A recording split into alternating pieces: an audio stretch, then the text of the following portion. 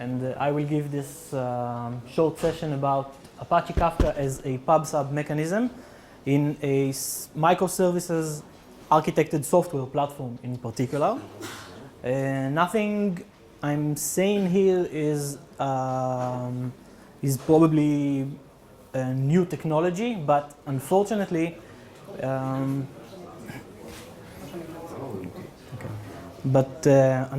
we do not see many implementations of pub/sub mechanisms being developed on top of Apache Kafka, and it's a shame because it's really a very serious messaging platform first and foremost. Do you hear me now? Yes. Oh, okay. Okay, so what we're going to see today is going to be based mostly on my experience in several projects that I have done and am doing now for several customers. And I'm going to begin with talking about the change which the world is going through now. Mostly the world itself, the way we are producing data, processing it, and what we want to achieve out of this generated data. I'm going to talk about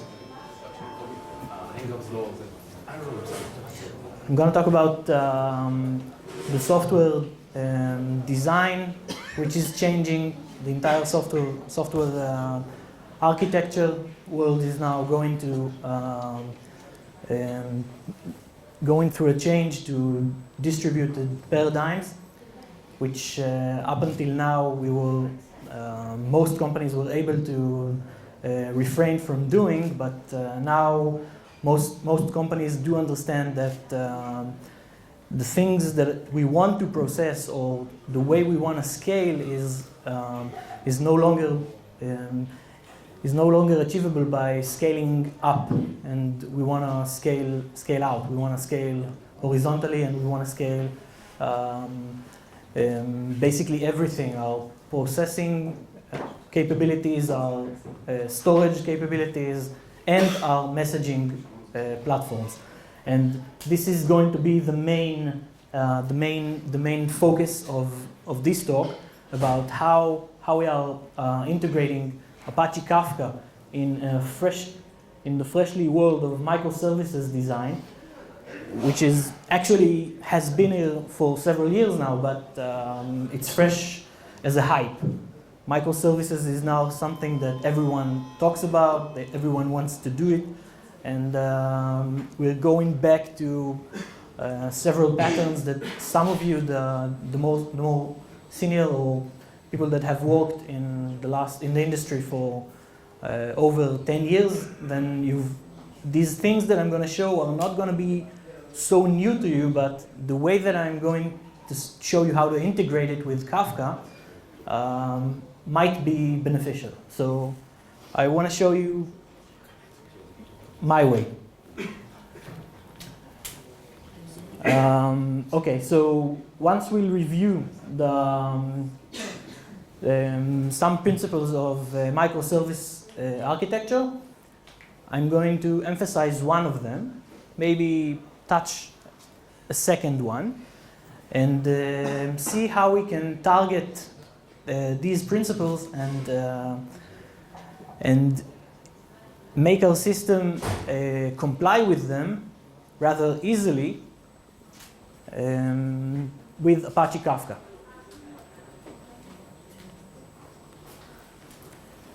We'll give a short brief of the publisher-subscriber messaging paradigm, and we'll see how it is being used to decouple services. And I'll also talk a bit about standardization of communication protocols, which is one of the key principles of microservices design. And in the end, we'll see how it fits in with the mutual interest of this group of Apache Kafka. So we'll see some implementations of a pub/sub mechanism in a Spring Boot application using the latest Spring Kafka annotations. One of the annotations I think was only pushed into the repository like 7 days ago, and we're going to talk a bit about how we're achieving load balancing through consumer groups, and how we implement one-to-any or one-to-one messaging. And if we have some spare time, then I'm going to show something a bit new that can be done with Kafka streams. And questions. Okay, so most of you, I see young faces, but I also see people that are my age, which is almost 40, and I guess that you've been in the industry for a while now, and you know that data is growing. You all know that social networks took us from mostly social networks. It wasn't the banks, it wasn't the gaming industry, it wasn't even the medical analysis that people wanted to do. What drove data growth in the last 10 years or 12 years was social networks. These were the driving forces behind developing distributed storage and distributed messaging platforms, distributed caching, and we basically use now, we are able to use the technologies that were developed for social networks today in most businesses. So thank you, social networks. So what are we talking about when we're saying that data is growing? So we usually refer to, there are several definitions, the volume, velocity, and all that, but I'm going to talk with words that I think most of us will have more convenience with. So the first thing that we see in businesses today is data rate.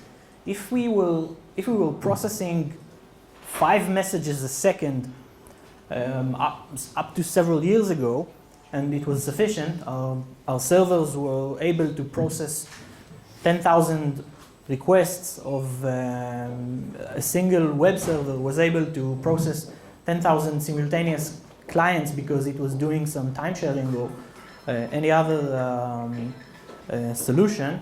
Then now we are talking about not exponential, but almost exponential. I mean, it's practically exponential because it's either you build a system that can handle the rate it was built for, or either it simply fails. Because the difference between building a system for 100 concurrent users or building a system for 100,000 concurrent users can be in technologies you chose at the beginning when you started writing the applications.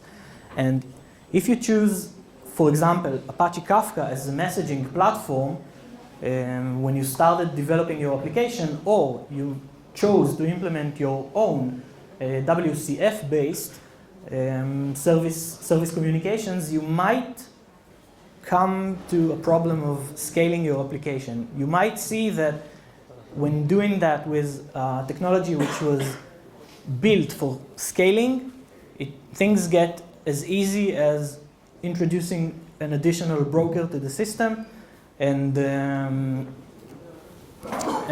your system is simply able to now process more requests per second, as opposed to non-distributed technologies which simply have a limitation. They have an upper bound of what they can achieve in a single machine. We cannot cram as much hardware as we want into a single machine. We have limitations of RAM, storage, CPUs, power supplies, and even cooling down servers. So we have limitations, and we want to use more hardware on more machines, more networks, different domains, and in order to tackle the rate problem. The size of the data itself is growing. If we were processing data sets of the difference between processing a user request in an online website. Let's say that a user logged in, he sends a message with a payload of 2 kilobytes. So that's one use case. Another use case is having to, I now need to process a file which size is 3 terabytes, and it has all the cellular data about people roaming between different cellular cells. So your locations, which are, by the way, tracked, if you don't know that already. So we have very big data sets which we need to consider as atomic units. Now, it's not always the case, but in some cases it is the case. And for that purpose,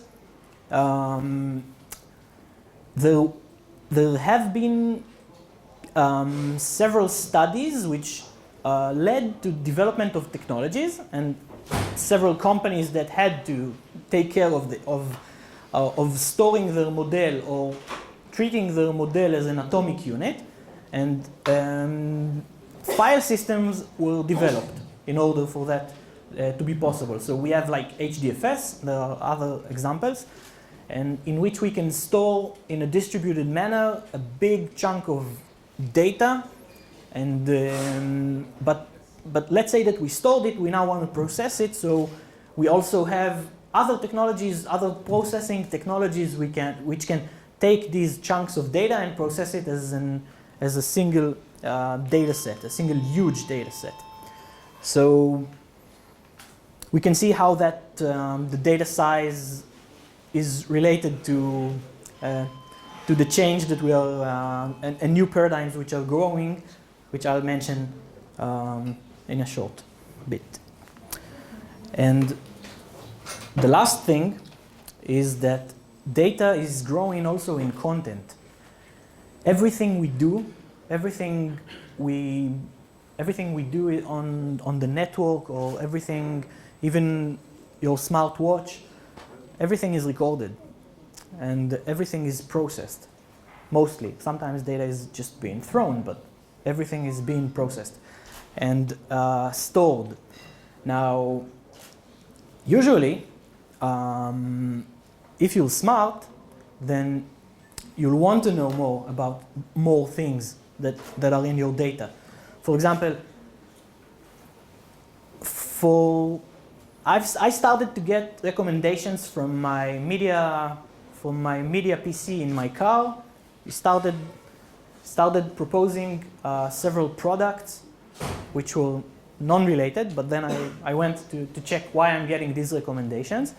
And apparently, because my favorite place for buying my sandwich in the morning is next to a pharmacy, then the algorithm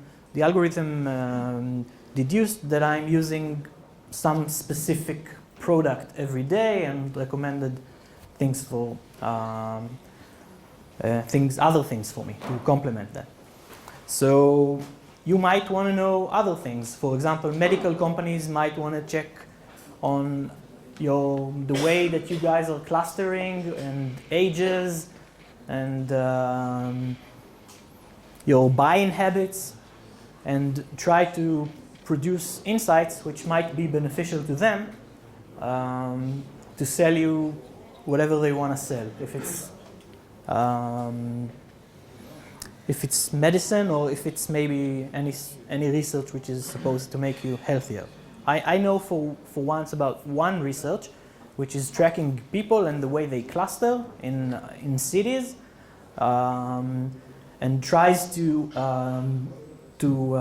detect anomalies about clustering of people in the cities, and try to detect from the behavior of people which are grouping if a terror event just happened.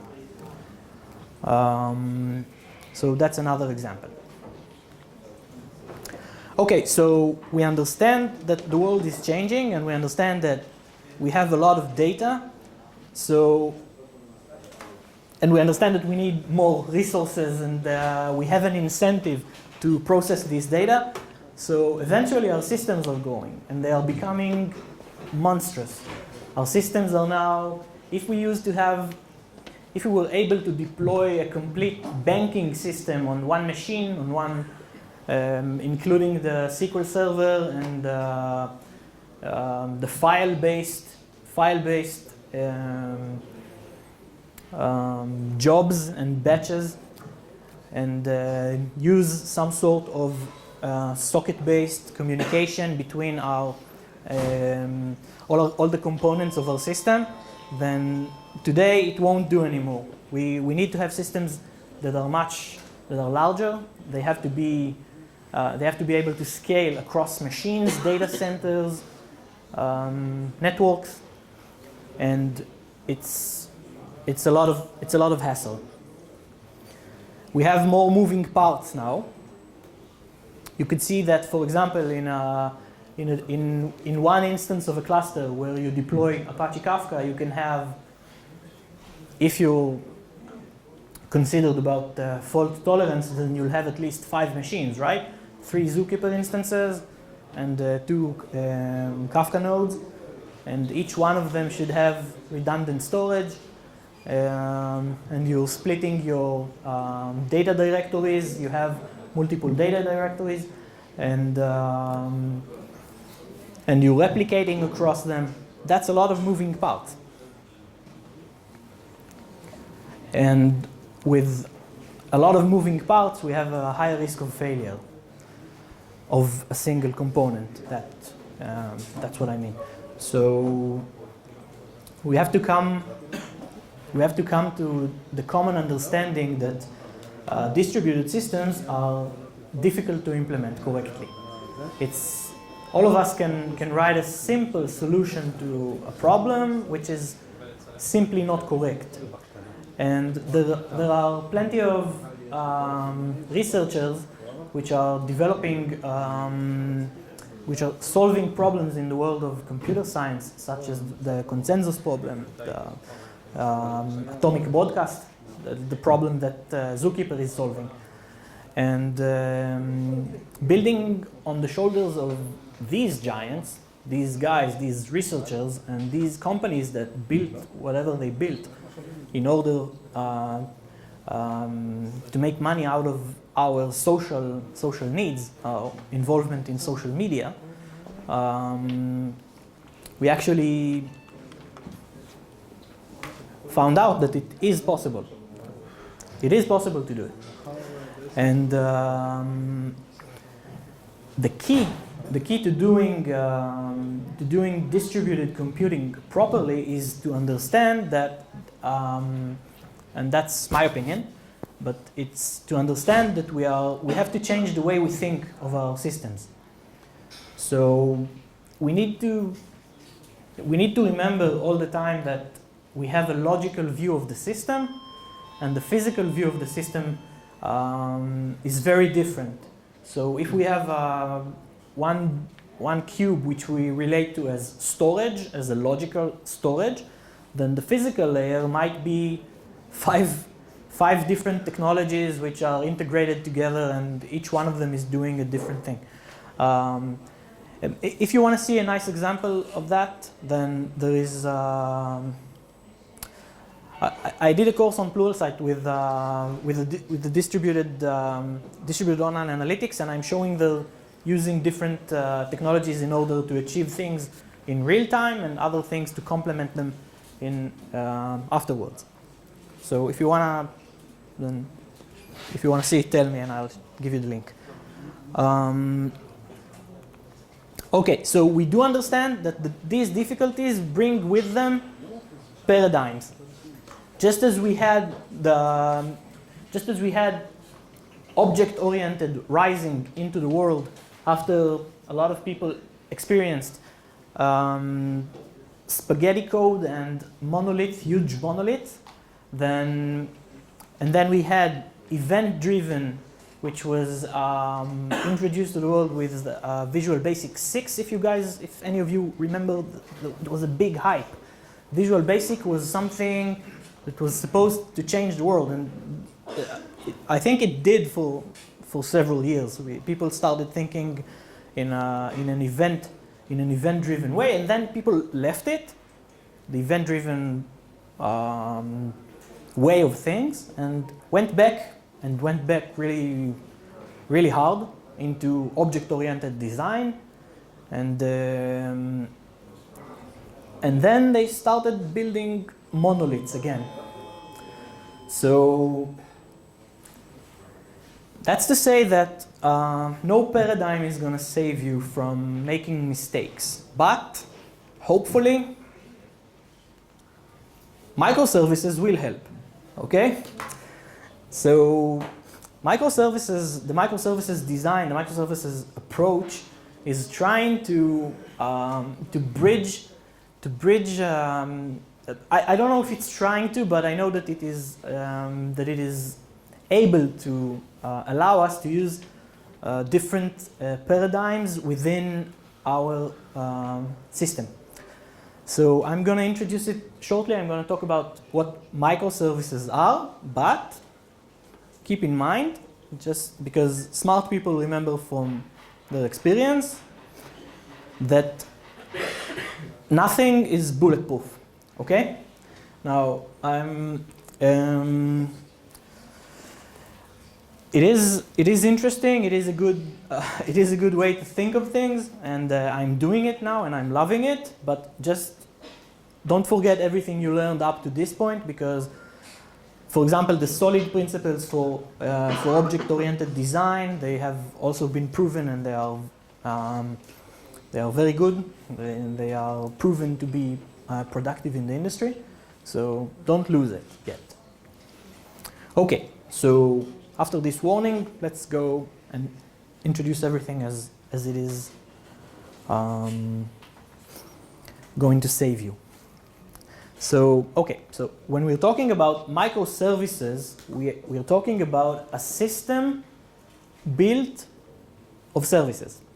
Okay, we are not talking about a single service which does everything or is responsible to aggregate other services. We are talking about a complete separation between services, and there are various definitions in the industry for what a microservices design is, or a microservices architecture is, and they do differ, but reading plenty of definitions, most of them include the following characteristics, the following 4 characteristics.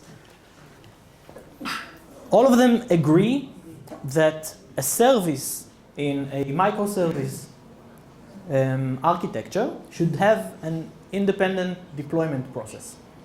It should be able to be deployed and versioned separately from the other system, from the other members of the system. It should, for example, you can completely have it in a separate repository. One of them can be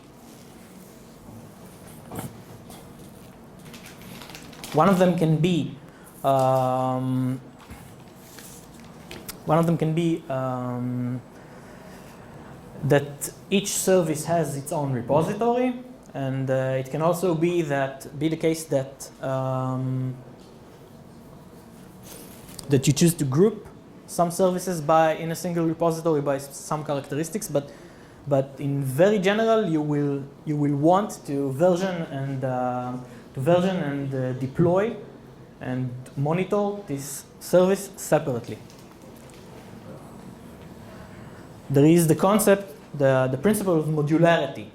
When we're talking about microservices, we achieve system completeness by introducing several modules into it. Each one of them is doing whatever it is it's meant to do, and the interactions and the behavior of all the services together produce the behavior of the system. Is this understood to everyone? Let's say that we have like services, an ordering service, a packaging service, and a shipment service. None of them know anything about about the other services. The ordering service, all it does, it's responsible to receive order requests from clients and do whatever he knows about ordering, and then produce the next step for the packaging, and then the shipment service is doing only shipment. Now it can be written, if we go back to the independent deployment, then it encompasses the implicit notion of different programming languages and different paradigms. It could be that each module is doing something in a different manner. Okay? So we could have one service that is written in C++ and is completely object-oriented, and another service which is written in Node.js and is working in an event and callback mechanism. Okay, so, and that brings us to one of the most important aspects of microservices, which is standard and lightweight communication model. If we are working in a world where every service is deployed separately and does whatever it does in his own container or whatever, however he is hosted, we need them all to be able to communicate. They have to speak the same language, the same protocol. They have to talk in the same protocol, and we want it to be as lightweight as possible. And this is, by the way, this is the point where this talk is fitting. I'm going to focus on the communication between the services, as you'll shortly see. And the last thing is, the last characteristic of a microservice, which is widely agreed on, is the size of a microservices. Now, it's not agreed what the size should be, but it's agreed that it's a characteristic of a microservice. Some people will tell you that a microservice should be, that a microservice's size should be determined according to the team which is responsible for it. Other will tell you that a microservice should be responsible according to the specific module that it is implementing, and no line above that. It should not be, and other people will say that a microservice should be 100 lines of code. Okay, so a lot of people have different definitions for the size characteristic of a microservice. I tend to think that that a microservice should be sized according to its responsibility. It should only contain code which is relevant for the processing of its incoming job requests, for his incoming topics, as we'll see, and be able to process and output the next step. That's my personal opinion, but take it with a grain of salt. And that brings us to the core, to the heart of this talk, the publisher-subscriber paradigm as a means to decoupling microservices. And how does it decouple microservices? By addressing the communication model between them. Instead of having dependencies resolved in any other manner, like service, having some mutual service discovery, and each service is going to resolve the specific contract that he wants to get to, and he gets a service instance and other things, other methods you probably know, the guys, whichever of you who dealt with these things. So the publisher-subscriber paradigm says, if I have two services, then all I want to do is publish messages to topics by publishers. I want to publish on a specific topic. Let's go back to the previous example of the order request. We want to publish an incoming order request into a something that we'll see that fits in here shortly. So we publish a packaging request or an order validation response. And messages are then consumed from topics by topic subscribers. So if someone has published an order validation response, then another service will subscribe to this topic, the order validation response, and he will get it as an input to his job. And we have to have something in between. We have to have a messaging infrastructure, whether self-implemented or out of the box, like something ready-made. If you want to take like Kafka, for example, or Redis, PubSub, or there are several technologies. So this messaging infrastructure is actually a way to decouple the services. They do not know anymore about each other. They don't need any discovery mechanism, no service registry, and in our case of Apache Kafka, they don't even need load balancers because we get it out of the infrastructure, as you'll see in the coming demo. Okay, so when talking about Apache Kafka as a publisher-subscriber messaging infrastructure implementation, I want to emphasize why I prefer Kafka on top of other solutions. So with Kafka, we get a big toolbox, which is very mature, and it's widely used and widely adopted by very large companies. And this toolbox is big, and what it proposes are, first of all, we can choose if we want to consume messages in an ordered or an unordered messaging, right? We know, all of us know the concept of a partition, and ordering is guaranteed at the partition level, and we can adjust our scale and deployment accordingly to have enough partitions and consumers in order to have an ordered messaging consumption or unordered. Then we have one of the most interesting things. We have fault tolerant and scalability built into the infrastructure. That means that we can make we no longer need to program in order to solve these concerns. We don't need to program in order to solve fault tolerance and scale in order to introduce them to our system.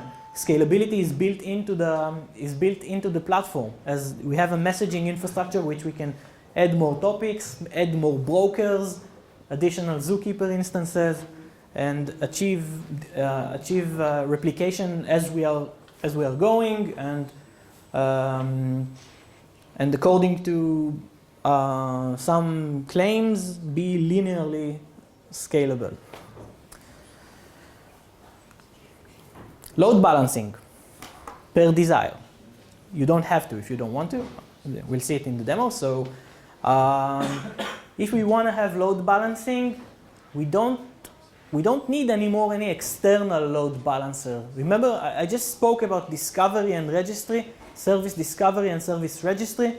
So if I have multiple instances of the same service, of the same ordering service, then, and I want them to share the load among themselves, all I have to do is configure them to work with the same consumer group, and they will share the messages, and we'll see that shortly. If I don't want load balancing on a specific topic, then I don't have to. I can use a separate user consumer group per each instance. And we have the last thing, which if I'll have some time left, then I'll show that. But we have the notion of message streams. If we want to use them, if we want to do out of cluster transformations and data mutations, then we can use the newly introduced Kafka Streams API, which is it's an amazing tool. It's gonna change the way we think of data streams outside of the cluster. And so with all these tools, I think if we look at other technologies which offer a pub/sub mechanism, then you'll see that none of them gives us all of these implementations, and that's why you're seeing this talk with Kafka. Okay, so let's go to a short demo. I want to show you first of all, let's see a direct non-load balanced message consumption. So we have here a service which is producing a message to the messaging infrastructure, to Kafka. And then two other services receive the message. Okay? One example of such a use case is to send a reset command to all services in the network, or send some command that I want to notify all services go down, or basically anything that is supposed to reach everyone. So, okay. So I've written a simple data producer when all it does is write integers. It writes numbers into the cloud. My Kafka cluster is hosted on Azure, so I'm writing all the numbers from 1 till maximal integer. We're not going to do it in this talk, okay? But that's what I'm doing here. And then we have two consumers. Each one of them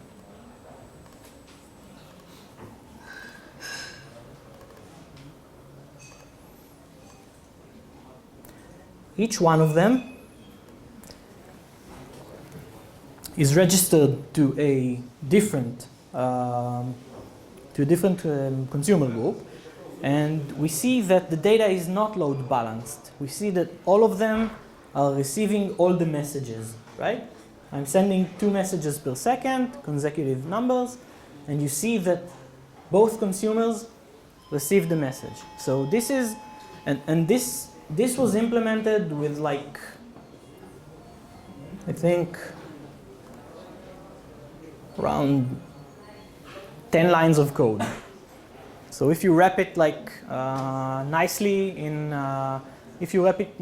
your infrastructure module, then you might have like 25 lines of code plus short configuration of where to take where the Kafka cluster is, and how to if I want to take the messages from the beginning or from the latest, and the consumer group itself. Okay, so that's all it takes to do what I've just shown you for the consumers. Okay, so this was the demo of non-load balanced consumption, and let's see load balanced message consumption. And again, this is achieved via consumer groups, but this time, if on the previous example I wanted to have each one of them with its own consumer group, then now I want both of them to share the same consumer group in order for the messages to be load balanced between them. So if the first message arrives, then it goes to the first consumer, and then if I have another message, it should go to the next consumer. Now I'm showing a rate of 2 messages per second, but think about like thousands per second, and you'll get the notion of how this can be beneficial. Okay, so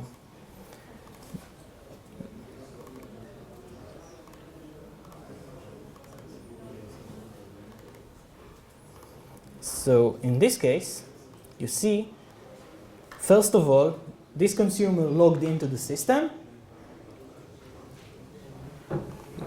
Just a second, it was, and now both of them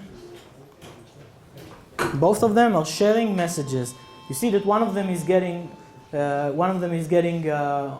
only only the even numbers, and the other are the odd.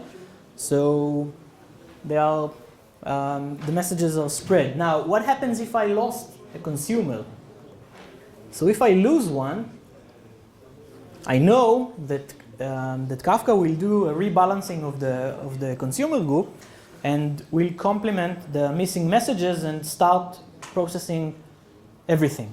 Okay, so I got fault tolerance built into this solution. Now, okay, so but just what I just showed you is something to be aware of, and you need to be aware of zombies. Okay, the topic I've just shown you is a topic with two partitions. What will happen if I bring up another consumer? If I have three consumers on a two partitions consumer group. Who answered? Do nothing. Yes, one will be a zombie. One will not do anything. Okay? And do I have time to demonstrate that? I think we have to finish, to close, Okay. to summarize. Okay. Okay. So the last thing I'm going to say is that I've shown you here two things. I've shown you the connection that one to all or one to any. The first one to all was the non-load balanced. Each consumer has its own group ID and is consuming all the messages from the topic. And I've shown you one to any, which is I know that only one consumer in a consumer group will get this message, and I'm relying on that for load balancing. So, but that's not always the case. Sometimes you might have a solution that you want to send a message to the specific instance which generated the initial message, right? So, no. So yes, you have this, but try to avoid that. By proper designing, if you properly design your solution, you may be able to avoid this single point of failure, which if you have to return to a specific instance and this instance is dead, then you introduce a single point of failure to your system. And I wanna give you a way of thinking about designing your services. And I propose to think of your topics as transitions in a state machine. If you try to imagine your services, your microservice architected design as a state machine, and relate to your topics as transitions and your messages as the allowed letters in the alphabet that your state machine accepts, then you might be able to avoid these scenarios. And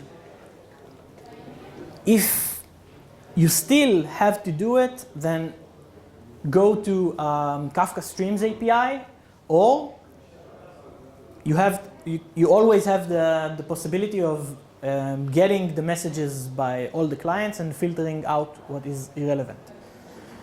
Okay, so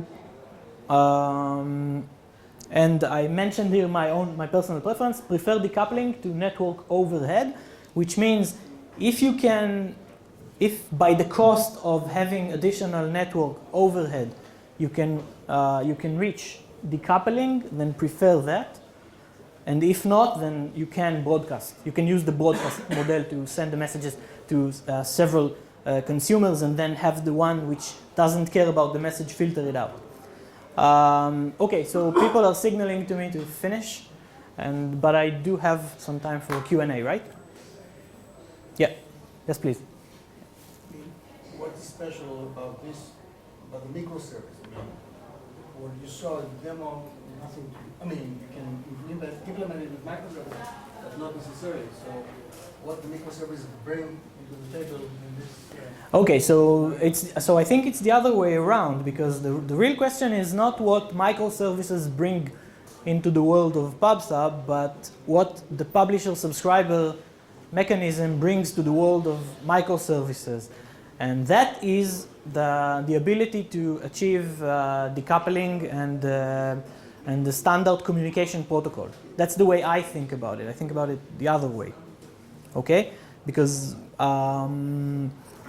you can implement other messaging paradigms in your system, but as long as you have service-to-service call, a service calling another service, they are coupled. And using Kafka, we are able to decouple them. Everything they know is the configuration for the cluster. They reach the cluster and produce it to them. Yes, one last question. Yes. Please, Kobi, tell a few words how we can secure the channel between publisher and the subscriber in Kafka. Do we have SSL? Yes, absolutely. So, security is built into Kafka, and you can simply use the configuration in your server properties. You can just decide that you want to encrypt everything, and your producers and consumers will know about it. So it's embedded in the box. It's a configuration issue. Okay, so people are signaling for me to finish. So if you have other questions, please come afterwards, and I'll be glad to take your questions. And thank you very much for having me here.